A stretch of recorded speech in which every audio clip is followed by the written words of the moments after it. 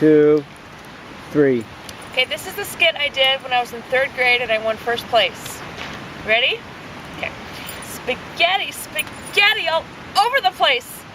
Up to my elbows and up to my face. Over the carpet, under the stairs, into the hammock, and round the stairs. There's not such thing as under the stairs, but okay. I like it. Filling the bathtub, covering the desk, making the sofa a mad, mushy mess. The party is ruined. I'm terribly worried. The guests have all left, unless they're all buried. I told them, bring presents. I said, throw confetti. I guess they heard me wrong, because they all threw spaghetti. Oh. What was it? Great idea. Moral support. Take it, Dave.